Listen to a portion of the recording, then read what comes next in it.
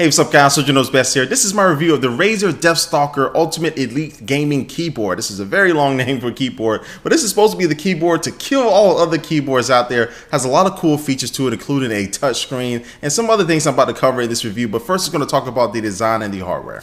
Now, when this keyboard isn't plugged in, it's basically an all-black design with a very slim profile. Now, on the front there, on the bottom, you'll find this rubber wrist rest, it feels like. Now, I'm not a total huge fan of this because it does attract dirt very easily, and lint and things like that that are floating around get stuck to this thing, and it's not very easy to clean at all. Now, one thing I do like is the braided fiber cable that's used to connect this thing to your computer. And as you can see, it will be taking up 2 USB ports on your computer. Now, the good thing is that it's not going to require you to plug this thing into an outlet in your wall, but you do need to make sure you have enough room as far as the USB ports.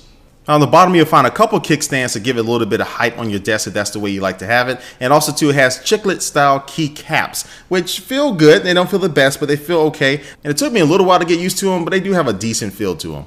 Another good thing about these keys is that they are tricolor backlit keys, meaning you can basically create almost every single color of the rainbow. You can adjust all the different colors in the software settings, and it's really good just for if you're going to be gaming at nighttime, you'll be able to see the keys, but also you can adjust it to any color that you want to kind of match your desktop. At the top of the keyboard, you do have a couple dedicated keys. The first one is going to be a macro key. So say you have a command in the game that requires you to press 4 or 5 different keys at once or in a particular order. You can basically set up a macro which will allow you to record and capture all those different keys for that one command, and then assign it to just one single key press to any key on the keyboard itself. And this keyboard also comes with 5 dedicated macro keys on the left-hand side. The other dedicated button is for the gaming mode, which features anti-ghosting for up to 10 keys pressed at once. So if you have a lot of combination of keys you need to press, as this keyboard in that gaming mode is going to be a lot more accurate to make sure it recognizes all those key presses. Plus, you can adjust in the settings for when you press this button, it can disable certain keys on the keyboard. So you know when you're probably playing a multiplayer match in Call of Duty, you don't want to accidentally press the Windows button and really just mess up your game. You can have, when you press a gaming mode, it'll disable that key and any other key that you want. But then the big feature of this keyboard that makes it stand out against all other gaming keyboards is that on the right hand side you have a big 4-inch touchscreen that is running the Razer Synapse 2.0 software. And this is going to allow you to use this touchscreen as a trackpad if you wanted to, but plus you can also run a good amount of different widgets. And also the software that comes with this keyboard allows you to change the background of the trackpad itself, so you can add any custom image that you want to it to kind of personalize it to your liking, which is a nice added feature.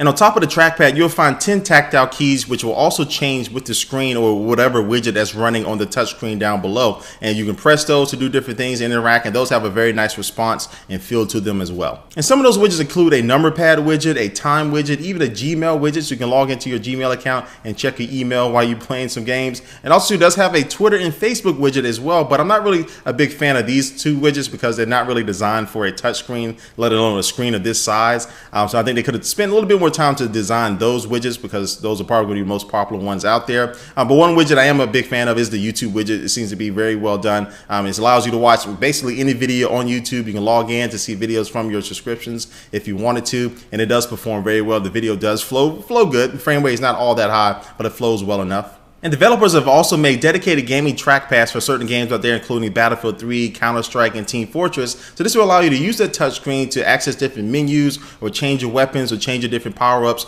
right there using that 4-inch screen instead of having to access that menu in the game itself, which this can be useful and handy in certain situations. And so in my culmination, in my final conclusion on this keyboard, I would say this is one of the best gaming keyboards out in the market. Having that 4-inch trackpad is very handy, not just when you're gaming, but also too when you're just doing normal things on a normal basis, like checking your email or writing a paper or something like that. It's pretty cool to be able to have this little screen there on the side, to be able to have a widget up running your Twitter or running your Facebook account or running your YouTube, to be able to use that. Plus to be able to change it over to a number pad is very useful as well. And overall the screen does have good quality, but a couple things that could be improved with this keyboard is just the keys. It can feel a little bit better. Plus I'm not really a big fan of this rubber wrist rest there at the bottom. It just really gets dirty and has a kind of a weird feel to it that you may get used to, you may not. But overall I really do like this keyboard, and that trackpad is a really big seller for me. Now this keyboard does cost $249, so it definitely is in the upper echelon as far as price point with gaming keyboards out there. And again, the big selling point is that trackpad. You don't feel like you're gonna be using that trackpad that much,